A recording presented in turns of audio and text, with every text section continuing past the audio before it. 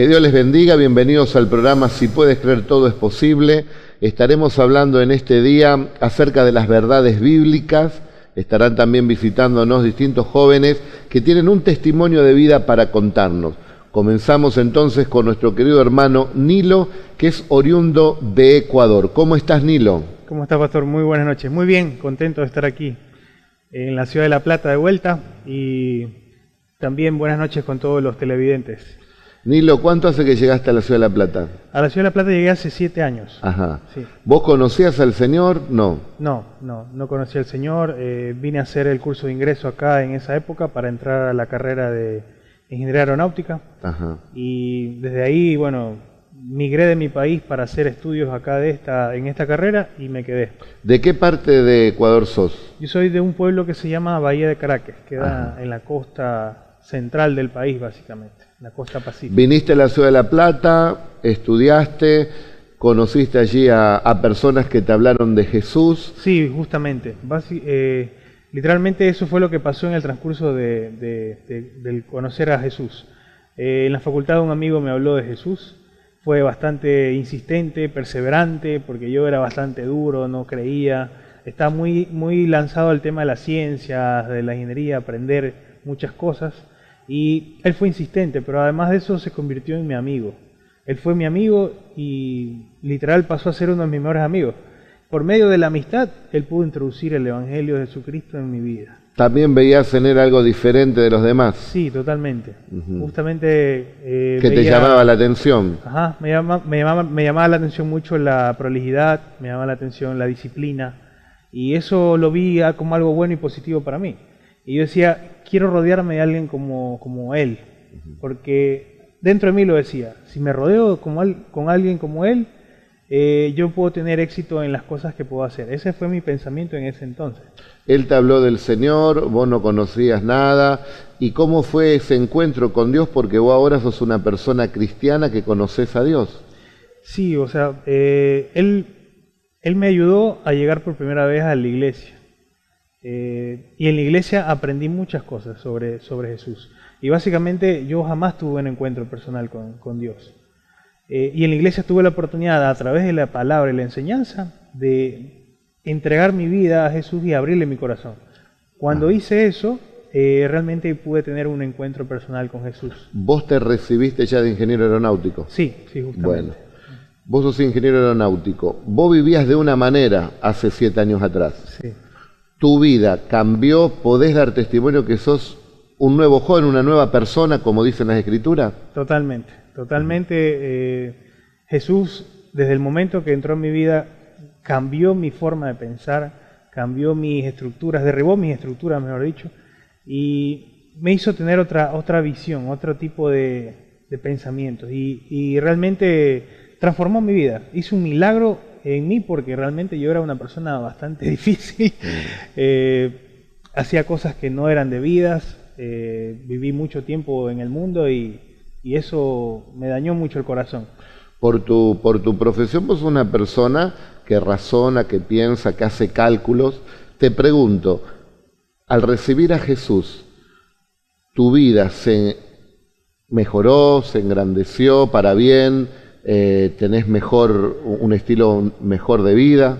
Sí, totalmente. Una de las cosas que descubrí que fue muy importante, pastor, en mi vida es que mi intelecto realmente no me hacía relucir en los lugares donde estaba y no me hacía dar testimonio realmente. El intelecto no es algo que el ser humano puede usar para vislumbrar al resto del mundo, sino realmente lo que descubrí es que es la gracia de Dios que te hace sobresalir en algún lugar. Vos estás trabajando en Ecuador. Sí, actualmente. ¿En dónde trabajas? Actualmente me encuentro trabajando en el Instituto Espacial Ecuatoriano. ¿Sería la NASA ecuatoriana? Sí, básicamente. Es como algo parecido a la NASA, pero de menor nivel, porque bueno, somos Sudamérica todavía, pero básicamente trabajo en un instituto donde generan investigación y desarrollos de ingenios aeroespaciales. Bueno, muchas personas intelectuales de gran capacidad de la NASA norteamericana, en sus comienzos eran cristianos evangélicos. Sí, hay una historia bastante interesante sobre eso. Básicamente, si la gente puede buscar un poco sobre la historia de la NASA, en este caso, si hablamos puntualmente, Dentro del lanzamiento de la cápsula espacial que enviaron en el año, no recuerdo, el año 60, el año 50, en la competencia con Rusia, detrás de esos proyectos tan importantes en este país hubo gente evangélica. Eso es algo que muchas personas quizás no conocen. Y a lo que voy es que la gente cristiana evangélica tiene, aparte de la gracia de Dios, que es lo más importante, si eso lo lleva de la mano con la inteligencia y con los estudios que uno pueda realizar, puede llegar a ser parte de cosas muy importantes en la historia humana, no solamente en la parte científica, ¿no? Sino también dar testimonio de Jesucristo en estas instituciones que son básicamente agnósticas muchas veces. Ajá. En la parte laboral, bueno, veo que te va muy bien, estás creciendo, te estás desarrollando allí en Ecuador. ¿Y en la parte sentimental formaste familia? Sí, justamente me siento muy bendecido por ese lado porque se están cumpliendo anhelos de mi corazón. Cuando yo era más joven, cuando estaba aún en la universidad, yo me preocupaba mucho por el tema de tener una esposa. Porque los ingenieros tienen corazón, ¿o no? Sí. Tienen corazón, ¿no? No es de metal. No, sí tenemos corazón. Y yo me preocupaba mucho por eso. ¿Quién será mi esposa? ¿Tendré hijos? ¿Mis padres verán a mis hijos? Y justamente ahora que pasaron los años y he permanecido en el Señor, Dios me ha bendecido con las cosas que yo anhelaba en lo más profundo de mi ser. Y eso es una familia. Y realmente créame, pastor, que lo estoy viviendo. Y la familia, cuando Dios te la da, realmente eso es como la otra parte que a uno le sirve para desarrollarse. Porque no todo en la vida es lo laboral, no todo en la vida es estudiar. Hay que vivir y hay que compartir con la familia. ¿Vos creés que podés disfrutar de lo que estás hablando? Bueno, también estás esperando un hijo. Sí, voy a ser papá. Vas a ser papá, podés disfrutar de eso, de tu esposa, del trabajo. Podemos decir que con el Señor es como que tenés una apertura, tus ojos pueden ver de una manera diferente y podés disfrutar de la vida mucho más ahora. Sí, totalmente. Como un don. Sí, correcto. Puedo disfrutar de la vida de una forma diferente, viendo lo diferente de una perspectiva cristiana, cristocéntrica más que nada, y no de la parte científica. Yo utilizo la ciencia para poder desenvolverme en los lugares donde Dios me ubica. Pero además de eso, doy testimonio con mis acciones, con los valores que tengo, con lo que aprendí realmente. Y eso da testimonio en mi trabajo y muchas veces le cuento algo breve. En mi trabajo me han llegado a dar responsabilidades tan grandes, básicamente por el testimonio que doy. Y confían en mí en ese aspecto, ¿no? Y yo siempre he aplicado algo que aprendí justamente aquí en la iglesia. Dentro de la palabra, cuando la palabra que dice, si en lo poco me eres fiel, sobre mucho te pondré. Y trabajar como para Dios. Han sido básicamente la clave en mi desenvolvimiento profesional. Hay muchos profesionales que nos están viendo, me gustaría que te dirijas a la cámara y que le digas a ellos, bueno, están buscando la verdad, están buscando llenar su interior, están buscando ser felices. Ahí está la cámara, ¿qué le dirías? Bueno, como otro profesional más, te puedo abrir mi corazón en este ámbito. Yo crecí en medio de la ciencia, en medio del aprendizaje, influenciado por mis padres hacia el tema de la ingeniería. Siempre lo vi como algo grandioso. Pero desde que descubrí el amor de Dios hacia mi vida y todo lo que generó en mí después de que lo conocí, no tiene precio. Es algo que no puedo ni siquiera expresarlo con las palabras que tengo. Mi vida cambió por completo. Tuve plenitud total al momento de conocer a Jesucristo. Y eso es algo que yo se lo voy a transmitir a mis hijos, a mi esposa y a los que vengan detrás de mí. Con un plus, tal vez en este caso, que gracias a la bondad de Dios pude poder estudiar una carrera compleja, de la cual yo también puedo compartir cosas. Pero lo que te puedo decir es que la ciencia nunca va a describir lo que es Dios, sino realmente lo que va a describir la grandeza y el amor de Dios es el hecho de que tú abras tu corazón a Él y te rindas a sus pies. En el momento que eso ocurra, va a haber un cambio radical en tu vida. Es algo como lo dice la palabra. Así va a ser. Nilo, te agradezco. Mira, hay una palabra que está en Primera de Juan, capítulo 2, dice, hijitos míos, estas cosas os escribo para que no pequéis. Y si alguno hubiere pecado, abogado tenemos para con el Padre a Jesucristo el justo. Y Él es la propiciación por nuestros pecados, y no solamente por los nuestros, sino también por los de todo el mundo. Jesús dice que es la propiciación. Él es el que se puso entre Dios y nosotros, el que buscó el favor de Dios para nosotros, porque nosotros con nuestros pecados, Nilo, no teníamos el favor de Dios. Pero Cristo es la propiciación. Él hizo que Dios tenga favor hacia cada uno de nosotros, y entonces ahora tenemos el perdón, gracias a Jesucristo nuestro Señor. Por eso es el único que puede transformar nuestras vidas y darnos esta salvación tan grande. Vos da testimonio que Jesucristo vive, que resucitó y que tenés una experiencia personal con Él. Sí, doy testimonio de eso. A pesar de todos los estudios que tenés y la capacidad y el pensar y el razonar, vos estás seguro que Cristo vive. Estoy seguro que Cristo vive. Estoy seguro de eso porque hizo un milagro en mi vida de transformar mi corazón. Que era vos eras otra persona. Sí, totalmente. Y te transformó Jesús. Me transformó en una nueva criatura. Me dio un nuevo corazón. Me dio una capacidad que yo no pensé que la tenía para amar. Increíble. Y desde el momento que recibiste a Jesús, Él te favoreció en esta vida. Sí. No solamente en lo espiritual, sino en todas las áreas. Ha cubierto todas las áreas de mi vida. Incluso voy un poco más allá. Cumplió anhelos de mi corazón. Cumplió anhelos de mi corazón. Deleítate en el Señor, dice la palabra, y Él concederá las peticiones de tu corazón. Bueno, gracias Nilo por estar. Vamos a ver si vamos para Ecuador. Sí, te vamos a visitar. Todos están cordialmente invitados. Dios te bendiga y bueno, le agradecemos a Nilo. Nosotros enseguida volvemos con más testimonios del poder de Dios en estas verdades bíblicas.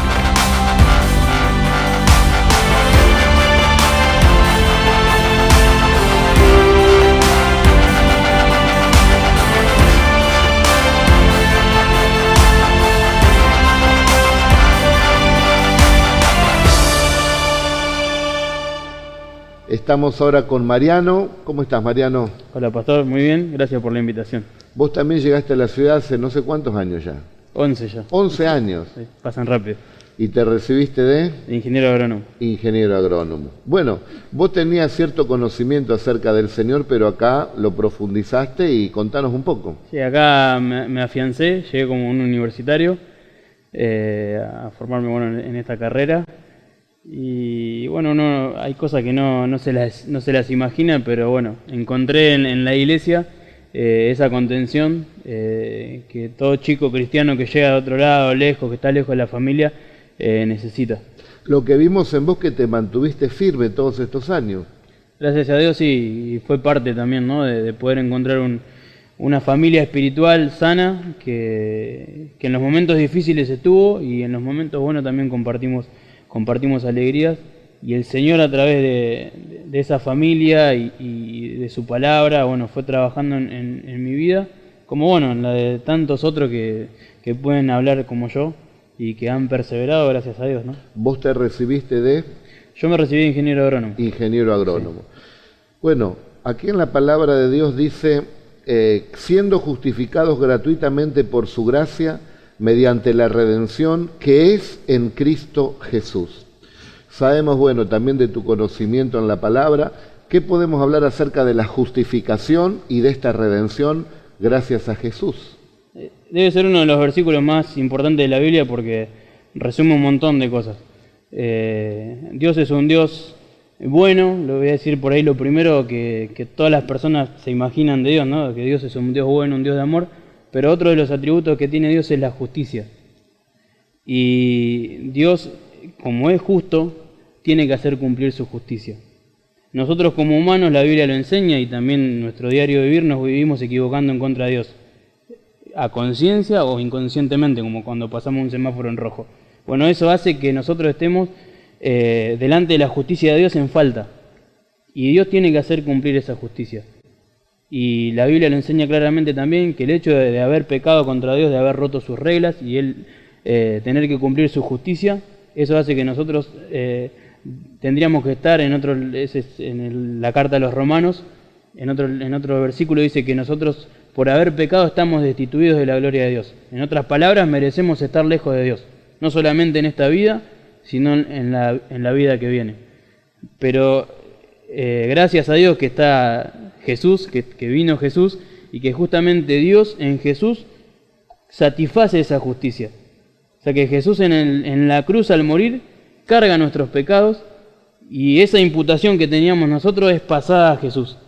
¿Y para quién es ese beneficio gratuito, que es a través de la fe? Es para todos aquellos que ejercen fe en lo que hizo Jesús en la cruz. O sea, ahora Dios nos ofrece el perdón, nos ofrece salvación y justicia. O sea que delante de Él somos justos a través de la obra de Cristo en la cruz. Y no es algo menor, porque eso nos da, literalmente, nos abre la puerta del cielo. Somos hallados inocentes ante Dios, gracias a los méritos de Cristo. Solamente sin Jesús no hay salvación. Exactamente. Porque hablamos en el bloque anterior que es la propiciación, es el que hizo que Dios tenga favor, hallar nosotros el favor de Dios, ¿no? Para poder tener esta salvación tan grande, y la justificación de ser hallados inocentes. Cristo es la justicia de Dios. Exactamente. Y hay una parábola, ¿no?, que habla acerca del fariseo y el publicano, que el fariseo se quiso justificar delante de Dios por medio de las leyes. Yo hago esto, yo hago lo otro. Hoy hay mucha gente que dice, no, yo no robo, no hago esto, no mato, no, y piensa que esa es la justicia, pero la justicia de Dios es mucho más allá. Eso no nos puede justificar. La única justicia delante de Dios es que Jesucristo murió para perdonar nuestros pecados y dio a hacer esa justicia de la cual vos nos hablabas. Sí. Es que hay dos maneras de entrar al cielo. Una es cumpliendo todo lo que Dios nos pide. ¿Quién lo puede cumplir? El único que pudo hacerlo es Jesús, nadie lo puede cumplir. Dice la Biblia que no hay justo ni aun uno. Pero Jesús cumplió toda la ley de Dios. Y Él lo que hizo es, como para hacer una analogía y que los oyentes nos puedan entender un poco más la idea, lo que hace Jesús es ir y como pagar una fianza. Nosotros estamos encerrados en una cárcel, esperando el juicio delante de Dios. Y lo que hace Jesús es decir, bueno, yo me hago cargo, yo pago la fianza, yo puedo hacerlo, yo tengo la capacidad de hacerlo. Esa capacidad de hacerlo está en la vida santa y justa que Él vivió delante de Dios. Entonces Dios encuentra en Jesús la persona que puede realmente pagar por nuestros pecados. Y que la paga del pecado justamente es la muerte. O sea que Jesús cumple lo que Dios pedía. Él muere por nuestros pecados. Y no solo... Discúlpame, Jesús... pagó el precio, Jesús decidió perdonar y decidió venir Él, porque no había ninguno que pudiera cumplir con ese requisito de haber sido quizás tentado en todo, pero sin pecar como Jesús. Todos los hombres pecaron. Entonces, si Jesús hubiera pecado, no servía el sacrificio. No servía el sacrificio. O sea que doble mérito para Jesús. Sí. Vivió en la tierra, tentado en todo sin pecar, y se entregó en muerte en una cruz para salvarnos. Sí, sí. Esa es la justificación. Por eso hay dos alternativas. O nos acercamos a Dios a través de Jesús, o intentamos vanamente hacerlo a través de nuestras fuerzas. Nadie pudo. Gracias a Jesús, entonces. Gracias a Jesús. Bueno, María. O sea que, se acabó el tiempo. Se acaba el tiempo. Sí, hay mucho por hablar. Yo te agradezco por estar. La verdad que ha sido muy claro. Y bueno, invitamos también a nuestros amigos a que se acerquen a Jesús, porque esa sangre está vigente para justificarnos, perdonarnos delante del Señor. Un saludo para tu pueblo. ¿De dónde sos vos? De Gajan. Ah, bueno. Yo le digo Gan, pero bueno, es Gajan, porque hay una H en el medio. En el norte de la provincia. En el norte de la provincia. Bueno, nosotros enseguida volvemos. Gracias.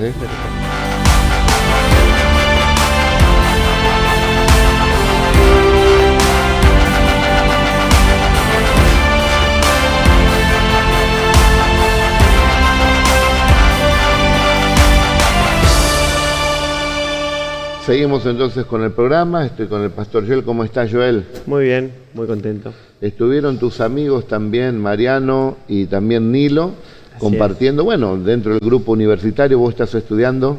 Estoy estudiando Derecho. Derecho. Bueno, podemos ver cuánta gente profesional en la iglesia que están dando testimonio acerca de Jesús. Hablamos de la propiciación, hablamos de la justificación y también de la redención.